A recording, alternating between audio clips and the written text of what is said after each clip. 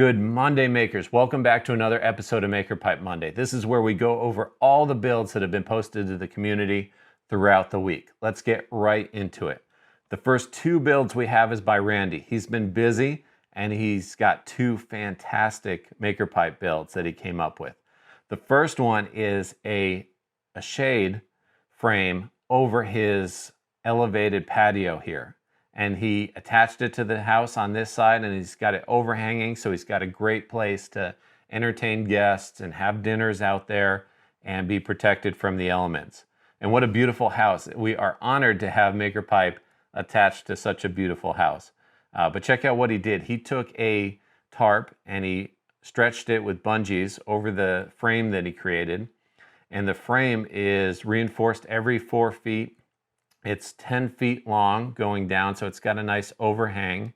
And then he's got these support beams, support pipes running vertically 3 places down there to hold it up. And then on the house side, it's really cool what he did. He took a boat bimini connector, that's this silver piece here, and then incorporated that into the system. So he had a nice way to mount it to the house, and it's even quick disconnect. So you can see it up close here. You can remove this pin and then remove the whole structure from the house if he wants to. That's really cool. And what he did was he bought this piece and he's got a stub piece of conduit, and then the Maker Pipe T connector, our connector, clamps onto that. So really slick solution. And if you want to find out more information or ask Randy how exactly he did this, check out the link in the description below to the community post. I'm sure he'd love to share that. But great build, Randy. Love seeing it. The next one is also by Randy, and check this out. He made a mobile frame to support planters that go on that same deck. And this is a glow pair planter, which is a plastic planter with a double wall. And he didn't really want to drill into it or anything like that because it could, it's kind of a self-watering planter where it helps keep the soil moist. And he didn't want to interrupt any of that. So what he did was he made this simple frame out of Maker Pipe and conduit so that he could put the planter on top of that and then move it around easily. So he's got 4 casters here, a caster set, and then just 4 connectors. And he wrapped the conduit in black shrink wrap, put some end caps, and then there you go. He's got a simple way to make the planters mobile and to move them around his deck. And what a fantastic idea. This looks like a really simple build. And a couple things he pointed out that I want to mention is that he was able to use end caps with the heat shrink because he softened the heat shrink with the heat gun and then pushed the end cap in when it was soft. And usually that's a little bit of a tight fit. So he did that and suggested using that. And the other thing he mentioned was on the end of the conduit with the heat shrink, where the caster fits up inside of the conduit, and he cut the heat shrink flush, so he didn't have that come inside of the conduit. And then he just reamed using the deburring tool on the conduit pipe cutter. He just reamed that out so the caster insert was easy to get up in there. So those were 2 tips that he suggested, and it came out great, Randy. Thanks so much for sharing your builds. We loved seeing them. Next one we've got is for garage storage. And the space in between your garage door and the roof and the ceiling, that dead space.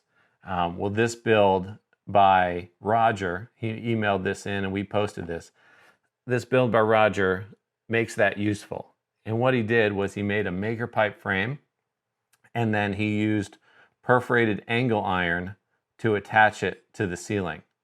And what a great idea. This perforated angle iron is the stuff they use to mount garage door openers commonly, right? So he made a section of that and then a U-bolt to connect it to the Maker Pipe frame.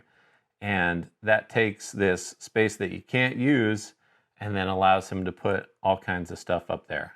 So really cool build. We love seeing it. And I like the orientation of the Maker Pipe connectors too. This is the T connector, and in this orientation, it can take a good amount of load in that direction. So he's got, looks like some house screens and different boxes up there. And it's really a great idea and a great build. Thanks so much for sharing, Roger. Next one we've got is by Manny. And along those same lines in garage organization, he made this fantastic shelf for his totes. He's got some really big size plastic totes here, and he made the shelving unit to fit that exactly. And it's perfect fit. He's got some, looks like MDF shelves here, and we've seen this type of construction for a shelving a lot, where you take T-connectors, go in on the side to make the horizontal, and then make some front to back braces that support the shelf and give the whole structure some rigidity. And looks great, Manny. And I think right here, he also did another front to back on the verticals, which is important to just give it a little bit more stability. But that's a great way to create custom storage when you have unique needs or something that has to fit just exactly. So great job, Manny. Love seeing that. Next build we have is by Wally at Wally's Guitars in California. And he created this to paint guitar bodies.